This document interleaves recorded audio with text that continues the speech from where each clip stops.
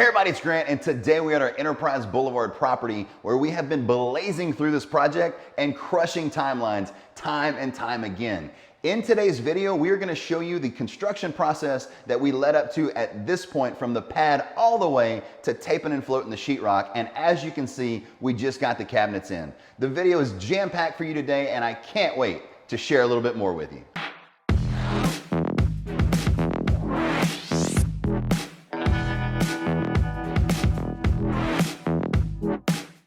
So as you can see, the project is finally starting to take shape, and we're gonna show you some pro tips as well as some mess ups on the job and some things that we wanted to do that the city did not approve us for. So before we get into all that, let me show you the build process up to this point, and you are going to be absolutely amazed.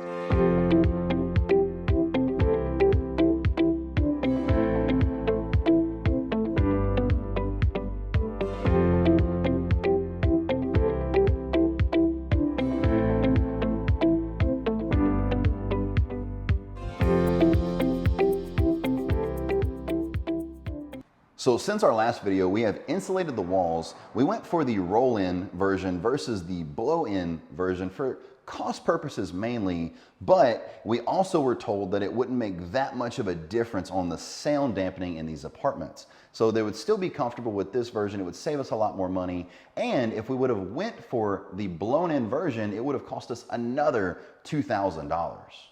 So next up was them actually finishing the brick process. From start to finish, the brick process took right at a week and a half, and I'm telling you, it was absolutely fantastic. The only issue that actually happened was, sadly, they left their mixer out front about 4 days after the job, and it seemed to grow legs and walk off.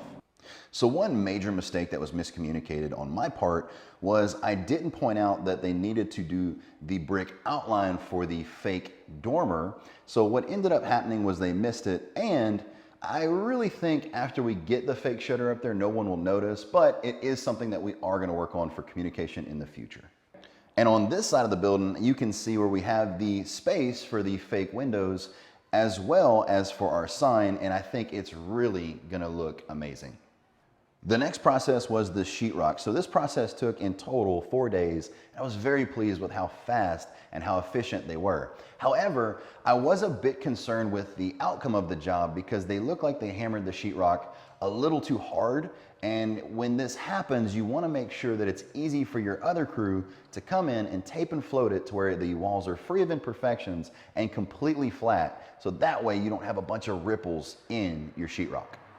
So one major to minor issue, depending on how you feel about these things, was the plans called for rounded corners. Well, in this apartment, as you can see, we do have rounded corners, but in the other unit, they accidentally did square corners. So mainly, this is about communication. I did allow them to leave it for the reason that even though rounded corners are way less maintenance and square corners are more prone to dings and dents, but I would really like to see how these square corners come out because I really feel like it gives a house a lot richer feel, so maybe it'll do the same for our apartments.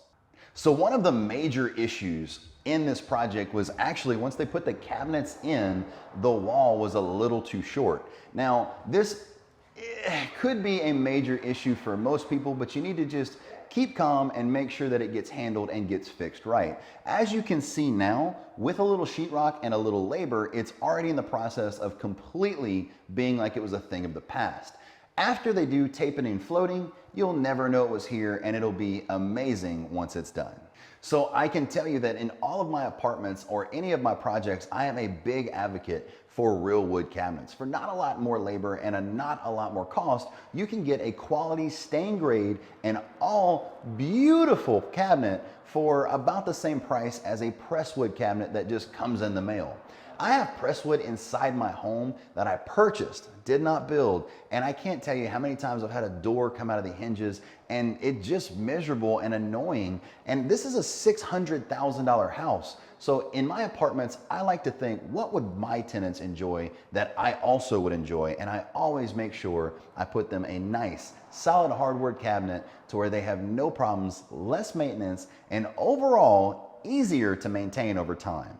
So we just finished up the trim in this unit as well. And when it all comes down to it, we love to do those small touches like hardwood cabinets. And we've been doing granite countertops before granite countertops caught on in our units. And when it all comes down to it, we love to add crown molding to the downstairs to set our apartments way above all of the others that are on the market. So now that you're caught up on the construction process and you're seeing this project really come together, what I want to talk to you about now is some landlord tips that will make sure that you utilize all of the space in the apartment as well as get the most bang for your buck in your investment.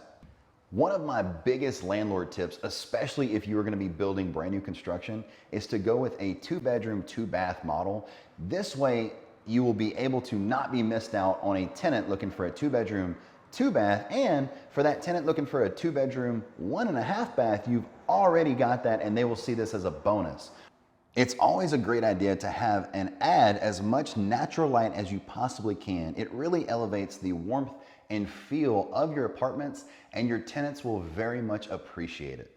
So another huge landlord tip would be to utilize all of the storage that you possibly can in your apartments. So what that means is, as you can see, we are at our Harry Potter closet, and in this Harry Potter closet we have our water heater as well as a ton of storage for our tenants to where they can keep all of their belongings, and that way we're utilizing the space under the stairs.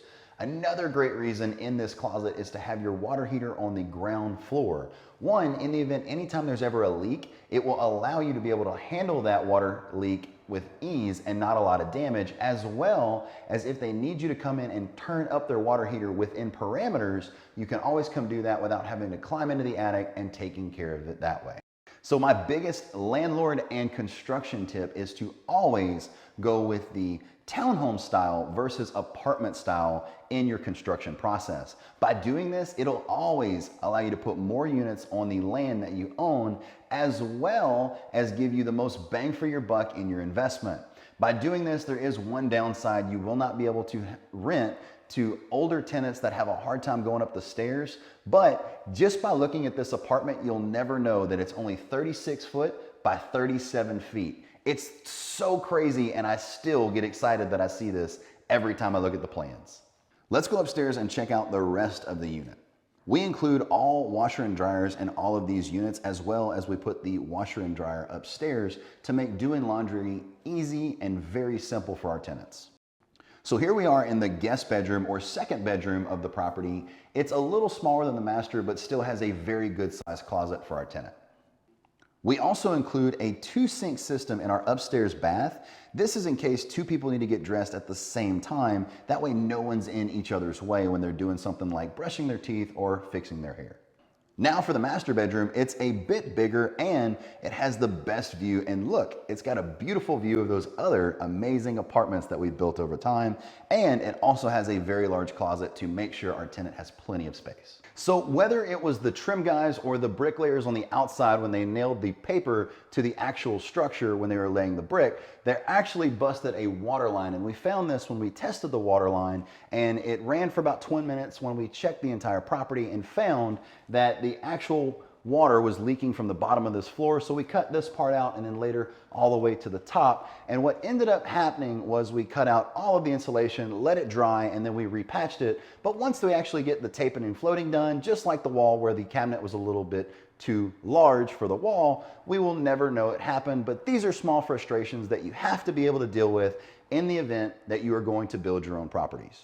So we're standing right here where we were planning on building a brick wall to really set our apartments apart from all others. But what ended up happening is the city did not approve us. We had plans to put our sign in it, make it either a brick column with a little ironwork or just a solid brick wall that's about 6 feet tall. But even though it was going to be extremely expensive, we wanted to do that to give our apartments a whole lot better feel. So instead, when the city did not approve us, we decided to do a curb, and it's going to be a nice beautiful brick curve, and it's going to cost us about $1,400 and save us thousands. And we decided to put our sign on the side of the building to where we still had the same feel. So as you can see, we went ahead and poured this extra driveway, and we don't normally do this until the end because you don't want to have all your workers driving it, staining it, and cracking it with all their heavy equipment. But being that the apartments parking is not lacking, but it's tight. We decided to go ahead and pour this now and make it, and I tell you, it is beautiful, and I really enjoy the look of it and how it makes the apartment really start to come together. So lastly, we have our last big pro tip, and that is a good size back patio for your tenants to be able to go home, unwind, cook, or hang out, and make sure that they end up staying longer at your properties. So as you can see, we just got it poured, and it is going to really dress up this property, and I can't wait to see it completely fenced in. So this pro tip I have always wanted to do since 2016 when we built the original 5 units on this property is widen the driveway. One of the biggest reasons me and the last contractor had a fallout was because 1, he didn't do things like I asked, and 2, he was terrible with money, and I will share that with you in future videos. But by widening this driveway, we now have plenty of room where 2 vehicles can come in and pass each other without stressing yourself out about being too close. That's it for the video, guys. If you enjoy videos like this, please demolish that like button like you were laying the final brick in your newest construction project, as well as subscribe to our channel. Also, hit the notification bell. It'll tell you anytime that we post. We post every Wednesday and Friday. Also, comment anything you liked out of this video that you wish you would see in future videos. And I hope you have a fantastic afternoon, and I will see you on the next one. Done.